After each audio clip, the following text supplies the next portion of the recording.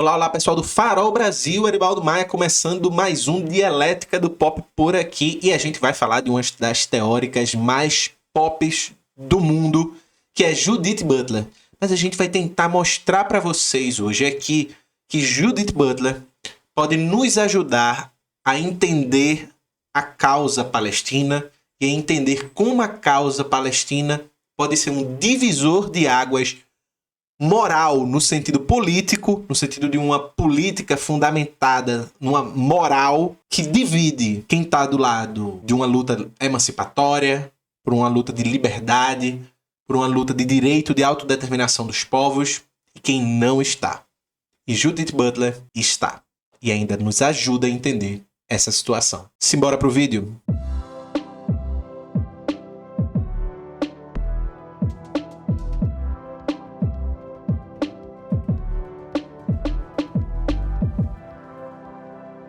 Bem, Judith Butler é uma das filósofas mais pops do mundo contemporâneo, certamente. Ela causa tanto amores, ódios, movimentos políticos, ojeriza, ataques, já foi atacada, inclusive no Brasil, ela foi muito atacada, né? Tentaram atacar ela mesmo, né, aqui no Brasil. Estamos aqui protestando pacificamente, mas vigorosamente, contra o imperialismo da ideologia de gênero. Mas ela está sempre presente, não só no debate acadêmico, no debate teórico, no debate filosófico, e ela é uma grande filósofa, mas também na militância política. É isso mesmo, você, marxistão, que fica xingando Judith Butler, que é identitária, sem ter lido um livro, não faz nem ideia que ela é uma das maiores críticas do conceito de identidade, enquanto tu tá chamando ela de identitária, Satanás. Ela também tem uma militância que pode não ser a que nós concordamos porque somos comunistas, mas uma militância certamente importante e que se posiciona do lado certo da história, como a gente gosta de dizer. Então vamos mergulhar na mente, na vida e na política e na pauta política de Judith Butler. Porque ela gera tantos debates, porque suas ideias ressoam tão profundamente pro bem e pro mal, né? Por que provocam tanta resistência? E a resposta, de certa forma, está na sua capacidade de desestabilizar o pensamento, de desafiar o status quo, inclusive de desafiar os conceitos bastante identitários da nossa mente, que não são só os que você acha que é identitário. Às vezes você nem acha que é identitário, mas você é identitário. E aí ela vai lá e catuca isso aí. E por isso ela é incômoda. Seu pensamento é incômodo. E acima de tudo, porque ela tem uma militância calcada na justiça social, na igualdade radical e na defesa do povo palestino e da autodeterminação do povo palestino pelo direito da sua terra e pelo direito de viver livremente e constituir o seu território e o seu país. Judith Butler, que tem uma trajetória muito interessante. Ela nasceu em 1956 em Cleveland, Ohio, judia. É uma filósofa pós-estruturalista e que dialoga com esse movimento pós-estruturalista, principalmente ali com Foucault, Derrida especialmente, mas também com Lacan, Jacques Lacan, Lévi-Strauss, mas também com teóricos mais próximos do judaísmo como Levinas. Ela faz uma mistureba boa, Hegel, Marx, ela faz uma grande mistureba, inclusive com a psicanálise, com Lacan, enfim, ela faz uma grande mistura. E ela, como professora e pesquisadora de estudos, né, de literatura comparada na Universidade de Yale, ela tem uma formação acadêmica impecável, assim, impecável, graduação, doutorado pela Universidade de Yale, enfim, a grande formação acadêmica, e ela usou todo esse arcabouço teórico que ela teve, essa construção teórica, para iniciar sua carreira acadêmica tocando em temas como a psicanálise, a filosofia continental, a teoria literária, e foi com a publicação de Problemas de Gênero, olha o subtítulo, Feminismo e a Subversão da Identidade. Ela quer subverter a identidade. Ela não quer identidade. Ela não gosta de identidade. Ela tem problemas com a identidade. E tu chamando ela de identitária. né? Possivelmente tu leu, possivelmente tu não leu. Né? Nem o subtítulo do livro. Que dirá o livro, né? Mas foi com problemas de gênero, e esse foi o grande tema inicial, né, que projetou ela mundialmente, que colocou ela no debate acadêmico global, no reconhecimento global, e que também terminou revolucionando, de certa forma, e pautando a forma como se pesquisa, como se formula e como se pensa gênero. Veja, isso não significa dizer que problemas de gênero não têm problemas. Assim, é um texto que tem problemas, mas um grande texto, ele é isso, assim. Ele é bom até nos problemas que ele tem, porque ele obriga as pessoas a reformularem esse problema, a levarem essa formulação para outro patamar que ela já colocou. Né? Então ela coloca a discussão em outro patamar, e a partir desse outro patamar você começa a ver outros problemas, outros limites, outros defeitos, que aí fazem a gente se desenvolver teoricamente em diversas áreas, não só no pós-estruturalismo, na psicanálise, que é a dela, mas em outras áreas também que tiveram que responder a Butler de certa forma, porque ela colocou um outro conjunto de questão. Nesse livro, Butler argumenta, portanto, que o gênero não é uma essência inata. Ou seja, a pessoa não nasce com a plaquinha homem e a plaquinha mulher. Não nasce assim. As pessoas produzem certas performances. Essas performances não são aleatórias. Elas são construídas por certas gramáticas intersubjetivas, por certas orientações sociais, que dizem, ó, para ser homem você tem que se comportar desse jeito, desse jeito, desse jeito, desse jeito.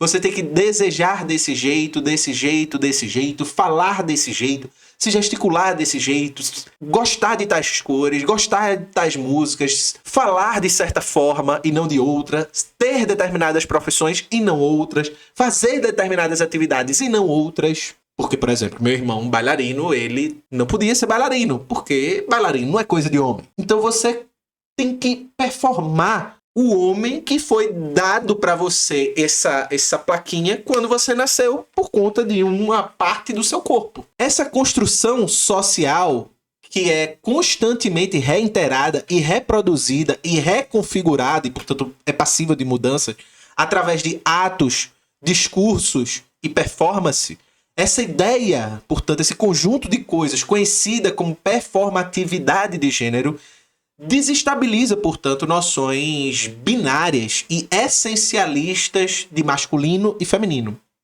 É óbvio que, ao contrário do que, por exemplo, feministas radicais pensam, Judith Butler, em momento nenhum, acha que um corpo que nasce com Bilal e um corpo que nasce com Brigitte são a mesma coisa. E só são definidos por uma questão social.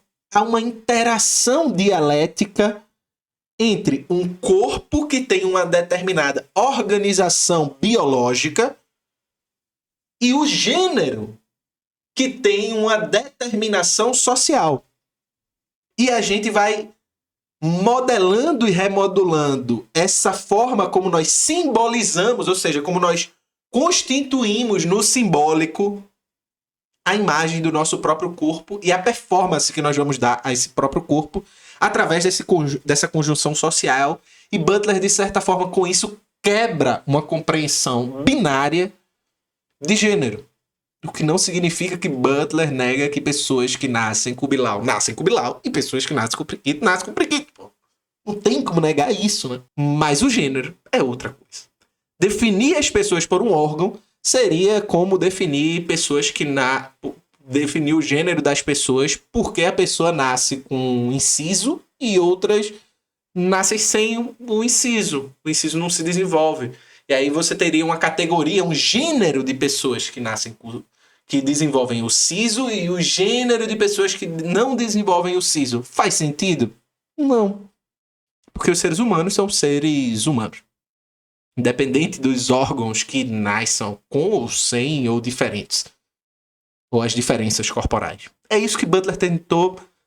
Obviamente, eu reduzindo muito e tentando ser didático, tentando explicar aqui para vocês. Porém, Butler, ela não parou na questão de gênero. Ainda que ela seja, e até hoje é muito famosa pela teoria queer, né? Pela teoria do gênero, Butler faz muito tempo, inclusive, que debate a questão de gênero, que não debate mais a questão de gênero. Ela transitou para outras áreas, inclusive áreas mais amplas, por exemplo, como a questão da guerra e a questão do que ela chama de vida precária, que é justamente uma tentativa dela, em diálogo com Marx, de tentar produzir um sujeito universal, ou seja, que transcenda a uma questão de uma identidade fixa, como é o gênero. Isso significa que ela está anulando as questões de gênero que ela colocou? Não. As questões de gênero foram um movimento importante de pesquisa e de estudo que Judith Butler revolucionou a área, mas que ela viu que naquilo ali havia um padrão de construção identitária que ela podia não generalizar como se estivesse transpondo de maneira automática, mas que ela podia perceber isso em outros processos, inclusive na própria vida. Nem como você define o que é uma vida e o que não é uma vida.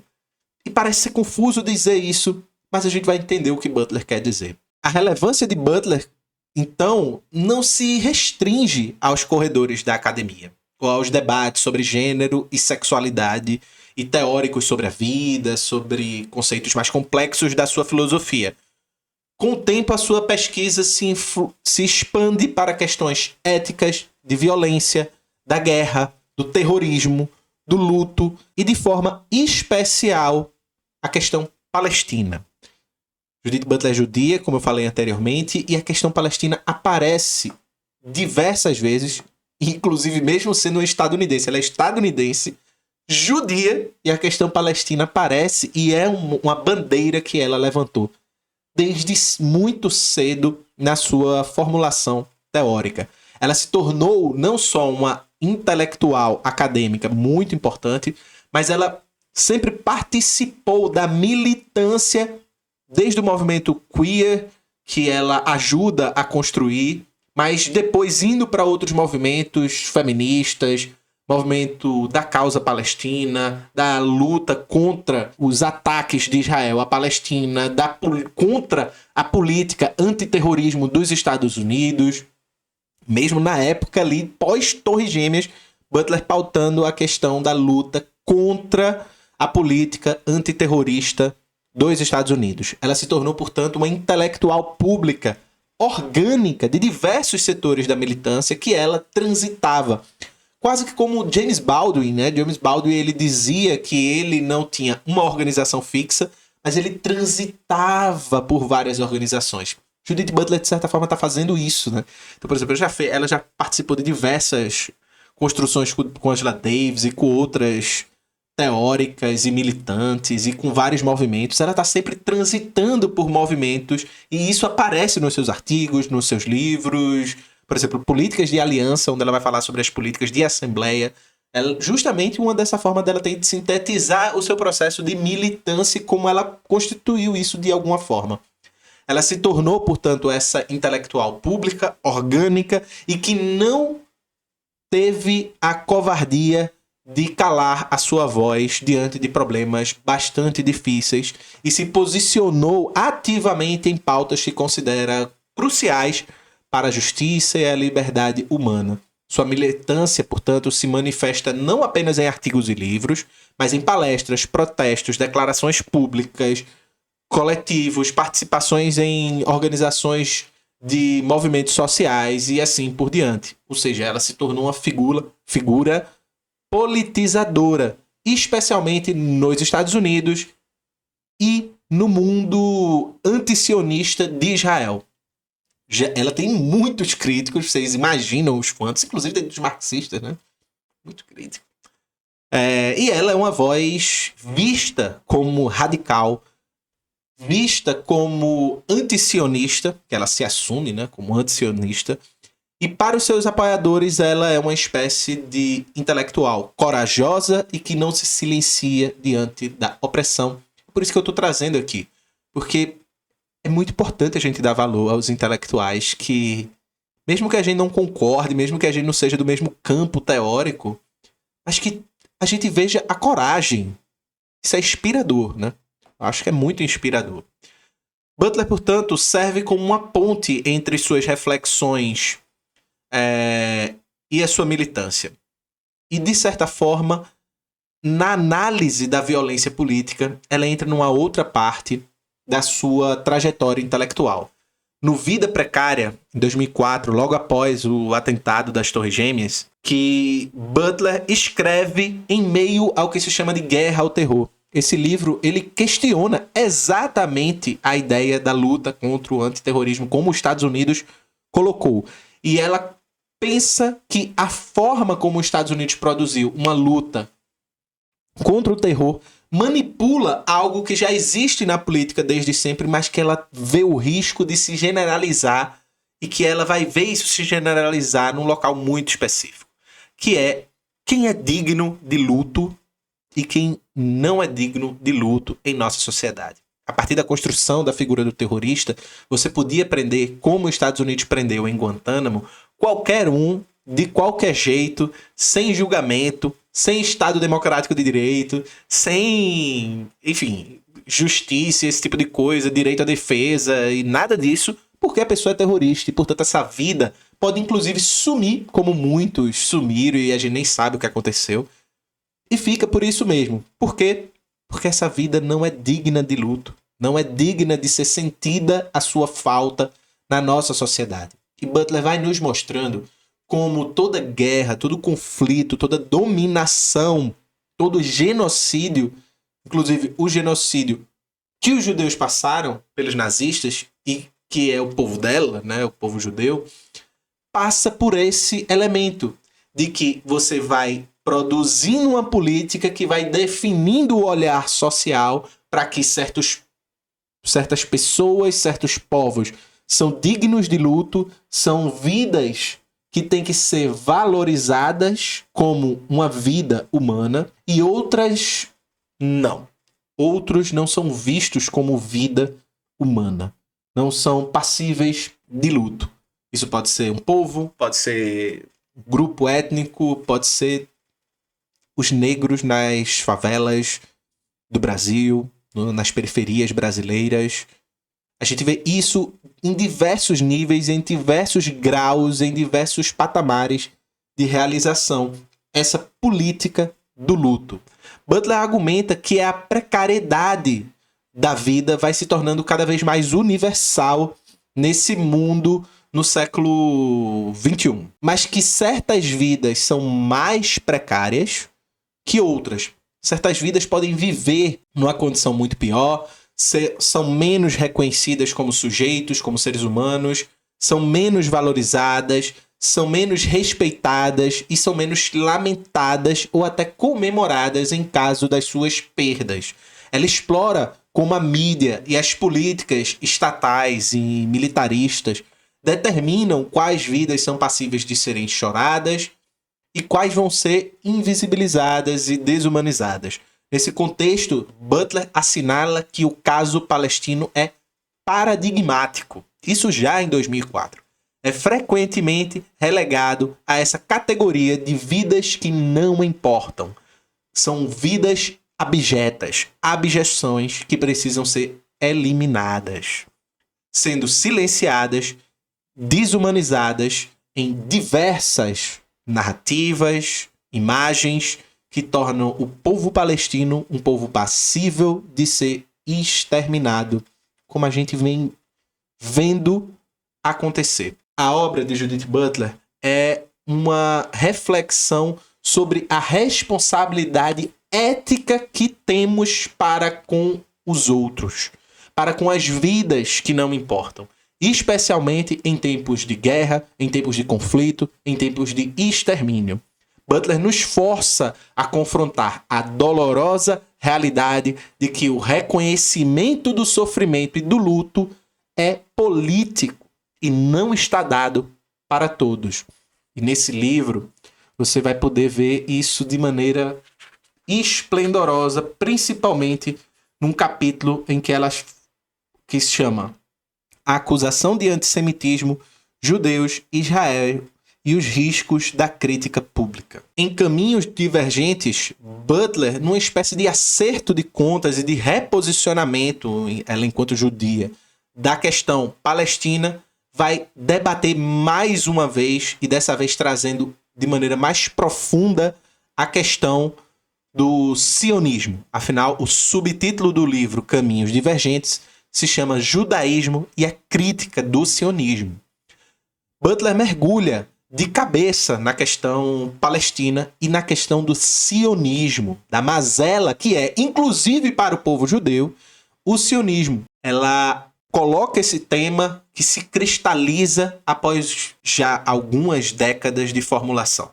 Nesse livro, ela explora a complexa relação que há entre judaísmo e sionismo e a crítica da política israelense como uma política que promove exatamente essa vida precária aos povos palestinos. Butler argumenta que o sionismo de Estado ele não representa a totalidade identitária do judaísmo, mas que o judaísmo tem se contaminado, de certa forma, com o sionismo. Ela aponta, por exemplo, para a rica tradição ética, política, filosófica e da imensa contribuição cultural que o judaísmo já ofereceu para a humanidade. E que isso deveria produzir uma obrigação inerente a essa força crítica que o judaísmo ajudou a produzir, de crítica e de aversão à ocupação colonial de Israel e à violência promovida pelo sionismo.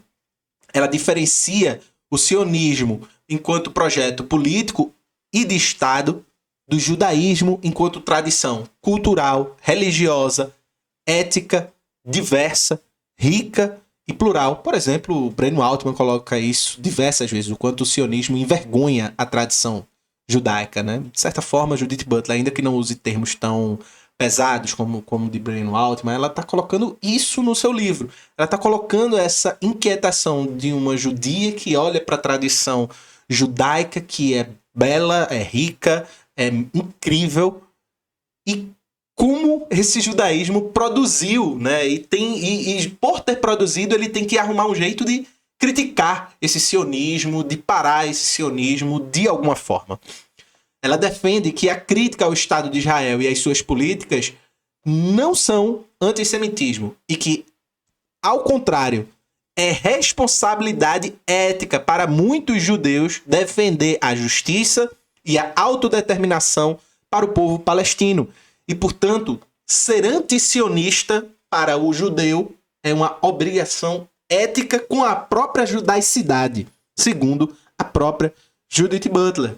E, portanto, o povo palestino tem que ser visto pelo povo judeu através dos ecos profundos de igualdade, hospitalidade presentes na tradição judaica.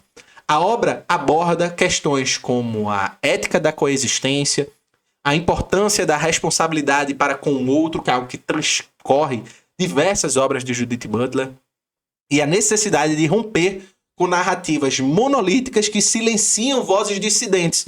E o antissemitismo, quando uma pessoa é acusada de antissemitismo ao ser antissionista, é uma dessas narrativas monolíticas que silenciam vozes dissidentes, inclusive vozes dissidentes dentro do próprio judaísmo, como a própria Judith Butler, que teve uma série de problemas através da sua militância. Ela questiona como essa identidade sionista pode se tornar uma prisão para os judeus. Mais uma vez, Butler criticando a identidade, né? Como identidades produzem problemas e como a lealdade a um Estado pode se sobrepor a imperativos éticos universais de um povo como o povo judeu. A militância de Butler com a causa palestina e contra o sionismo de Estado, portanto, é algo de décadas. A situação e a atuação de Butler em defesa da causa palestina vai além dos seus livros. Ela é uma voz ativa em campanhas de boicotes, desinvestimento, sanções contra Israel e participa de conferências, debates no mundo inteiro sobre o tema, assina manifestos aos direitos dos palestinos, em apoio aos palestinos, organiza mobilizações, como organizou nas universidades nos Estados Unidos, em cidades nos Estados Unidos. Ou seja, sua postura é clara. Ela defende a autodeterminação do povo palestino, o fim da ocupação dos territórios da Palestina e a garantia dos direitos humanos da liberdade para o povo palestino. Essa militância a posicionou como uma figura central no debate internacional sobre Israel e Palestina, principalmente dentro dos Estados Unidos, em Israel, mas no mundo inteiro também, de certa forma, lhe rendendo tanto admirações de diversos críticos. Então, veja, Johnny chegou a postar texto de Butler há um ano, assim, eu me lembro quando ela soltou um conjunto de textos sobre a questão, o Jones publicou dizendo, louvável, etc. Onde nos Estados Unidos a questão é particularmente sensível, e aqui a gente entra num ponto. Butler está militando ativamente com holofotes do mundo inteiro no lugar onde a questão palestina é bastante difícil, ainda que tenha ganhado mais apoio nos últimos tempos. Sua posição, portanto, gerou ataques, ela sofreu tentativas de descredibilização, de manchar a sua imagem, a sua reputação, acusações de antissemitismo, são boias, o que ela e os seus apoiadores apontam como mera incoerência, como esse tipo de discurso que visa silenciar as críticas ao regime sionista de Israel e ao lobby sionista nos Estados Unidos, e ressaltando que essa crítica é direcionada às políticas estatais e ao sionismo, e não, de jeito nenhum, à comunidade judaica e à religião judaica da qual ela faz parte. Portanto, esse é o ponto. Nós podemos ter aliados e aliadas em vários espectros políticos, em vários espectros teóricos, sem a gente precisar ficar querendo ser o dono da razão. Veja, Judith Butler é uma autora pós-estruturalista, muito longe passa das formulações marxistas, mas ela está sempre próxima daquilo que nós marxistas acreditamos e defendemos. Quando aparece uma linha tênue, Judith Butler se posiciona ao nosso lado. Foi assim na pandemia, foi assim sempre com a política de terror, foi assim com os debates sobre o movimento Occupy Wall Street e a crítica aos 1% mais ricos, e é assim na questão palestina. Ela é uma intelectual pública que não se contenta em interpretar o mundo, mas busca ativamente transformá-lo. E não dizendo, mas fazendo. Ela tenta. Você pode achar que não é a melhor forma. Você pode achar que ela deveria se organizar de maneira X, Y, Z. Mas ela tenta. Ela faz. Ela não fica como muitos professores e intelectuais, inclusive marxistas, tá? Que ficam enclausurados na universidade e se negam a vivenciar a vida política do seu tempo. Ela entende que a teoria sem prática é vazia e que a prática sem reflexão é cega. Uma reflexão leninista que Butler repete, ainda que sem citar Lenin, se é que ela leu Lenin. Mas se não leu, ela faz. E o critério da verdade é a prática. Sua visibilidade como intelectual pop, que foi inimiga do mundo conservador por conta da teoria crítica, amplifica o alcance das suas ideias e das suas movimentações políticas, levando o debate sobre a Palestina fora dos círculos acadêmicos e para a esfera global através de uma intelectual tão importante, ainda que não seja só ela que esteja fazendo isso, mas ela participa desse movimento, ela não se nega a participar, ela contribui.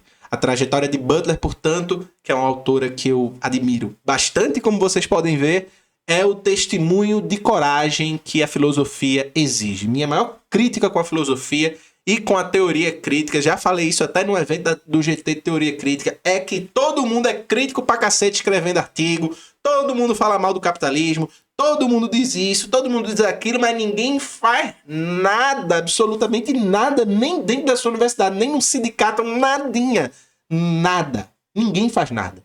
Butler não. Suas ideias que por vezes são complexas, desafiadoras, que tem sim que serem muitas vezes criticadas, reformuladas, enfim, mas são ideias muitas vezes brilhantes, nos convidam a questionar nossa clareza e assumir também não só o debate teórico e sua riqueza que ele pode produzir, mas assumir uma postura ética diante do sofrimento do outro. Nossa militância especialmente em relação à Palestina, deveria nos colocar em movimentação.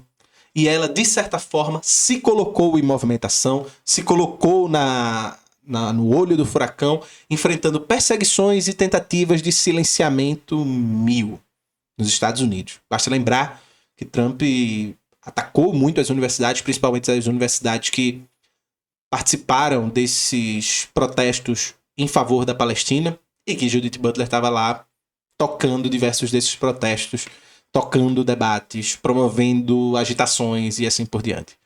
Nos Estados Unidos, universidades e instituições foram palcos de acalorados debates e movimentações até violentas, e até mesmo pressões para que palestras foram canceladas, para que Butler fosse demitida, e ela não recuou.